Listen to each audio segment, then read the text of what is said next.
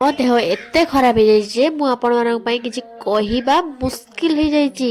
ଜୟ ଜଗନ୍ନାଥ ସାଙ୍ଗମାନେ, ମୁଁ ଆସିଗଲି ଆପଣମାନଙ୍କ ପାଇଁ ଗୋଟେ ଫ୍ରେଶ ଆଉ ନୂଆ ମିନି ବ୍ଲଗ ନେଇକି। ତ ସକାଳୁ ଉଠିକି ଏଠି ମୁଁ ଖାଇ ଦେଇଥିଲି ସୁଜି ଉପମା। ଆଉ ଆଗରୁ ମୁଁ ବହୁତ କିଛି ଖାଇସାରିଛି ଯାହାର କି ଭିଡ଼ିଓ ମୁଁ ବନେଇନି, ଯେମିତିକି ଜୁସ୍, ଆପେଲ୍ ଏସବୁ ଖାଇସାରିଛି। ମୁଁ କିଛି ବି ଭିଡ଼ିଓ ବନେଇନି। ଦେନ୍ ମୁଁ ଏଠି ମୋର ମେଡ଼ିସିନ ଖାଇ ଦେଇଥିଲି।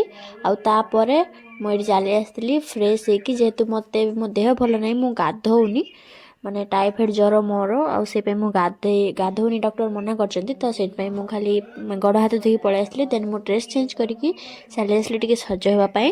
ବହୁତ ଦିନ ହେଲା ସଜବାଜ ହେଇନଥିଲି। ମୋର ଗେଟଅପ୍ରୁ ତ ଆପଣମାନେ ଜାଣିପାରୁଥିବେ।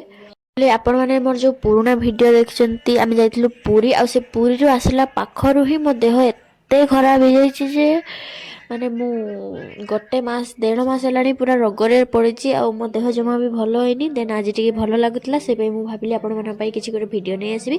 ଆଉ ଏବେ ମୁଁ ଅଛି ମୋ ବାପାଙ୍କ ଘରେ। ଆଉ ଏଇଠି ଆପଣମାନଙ୍କ ସହିତ କଥା ହଉ ଏଠି ମୋର ସଜ ହବା ବି ସରିଗଲା। ଦେନ୍ ମୁଁ ଏଇଠି ଚୁରଙ୍କ ଭଳିଆ ମୁଣ୍ଡରେ ଷ୍ଟଲ୍ ପକେଇ ବାହାରି ଯାଇଥିଲି ମୋ କାକି ଘରକୁ ଖାଇବା ପାଇଁ, କାହିଁକିନା କାକି ଘରକୁ ଆଜି ମାମୁଁ ଆସିଥିଲେ। ଆଉ ସେଇଠି ମୁଁ କିଛି ବି ଭିଡ଼ିଓ ବନେଇନି। ଦେନ୍ ସେଠି ମୁଁ ଖାଇ ପିଇକି ଘରକୁ ପଳେଇ ଆସିଲି। ରହିଲି, ନମସ୍କାର, ଜୟ ଜଗନ୍ନାଥ। ପୁଣି ଦେଖାବା ନୂଆ ଭିଡ଼ିଓରେ।